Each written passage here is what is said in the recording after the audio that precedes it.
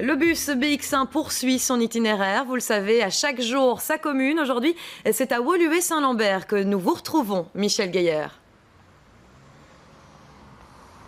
Ah oui, Katharina Leutheur, vous le savez, il ne faut pas confondre Woluwe-Saint-Pierre et Woluwe-Saint-Lambert. Quelques lettres qui font toute la différence, même si les deux communes ont la réputation d'être vertes et agréables. On verra cela si des habitants de la commune viennent jusqu'à nous. Et quand ils viendront jusqu'à nous, eh bien, nous leur tendrons le micro. Grégory Yenko de la rédaction du Web leur posera des questions. Et ces questions seront soumises aux candidats lors du débat de Jean-Christophe Peuzès. Aujourd'hui, on va, comme chaque jour, s'intéresser à un aspect de la commune parfois méconnu. Savez-vous qu'il y a ici à Woluwe-Saint-Lambert un moulin d'époque qui fonctionne encore par moment? On va s'y intéresser avec la responsable du service du patrimoine, Marie-Ève Van Mechelen. Merci d'être venue jusqu'à nous.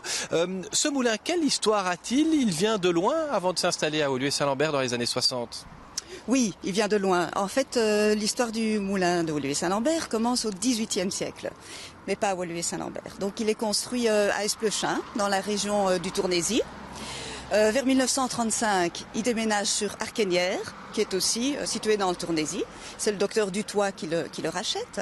Et il arrive finalement, après encore de nombreux avatars, à Woluwe-Saint-Lambert dans les années 60. Il y a encore une vie ici aujourd'hui? Absolument, il a encore une vie ici aujourd'hui. Il vient de bénéficier d'une belle restauration il y a 2 ans, qui s'est terminée. Suite à ça, on a souhaité le remettre en fonctionnement et surtout pouvoir l'ouvrir à la visite.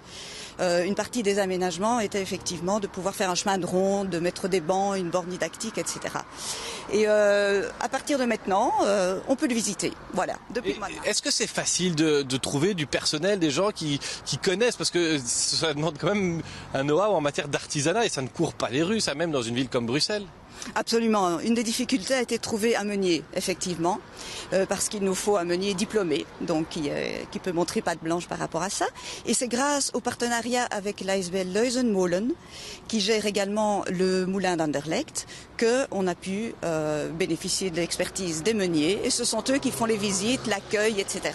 Le moulin est situé pas loin de la Wolu. Est-ce qu'il y a d'autres projets qui sont à l'étude pour valoriser ce patrimoine-là? Alors, il est situé effectivement sur une butte artificielle au sein du site Oftermuschen, qui est un site naturel de 10 hectares. Et donc, un de nos projets, c'est de développer les synergies avec le site et avec l'ACB, qui gère le site, qui fait notamment des animations de boulangerie traditionnelles, etc. Donc voilà, on est vraiment dans le thème et on va développer des synergies avec eux. Merci d'avoir pris quelques minutes pour nous rappeler l'histoire de ce moulin bien connu des gens qui habitent la commune ou qui empruntent le boulevard de la Wolu. Il est là, il surplombe presque royalement, si je pouvais le dire. On y est allé ce matin avec mon collègue Thierry Duboquet et c'est vrai que c'était très pittoresque.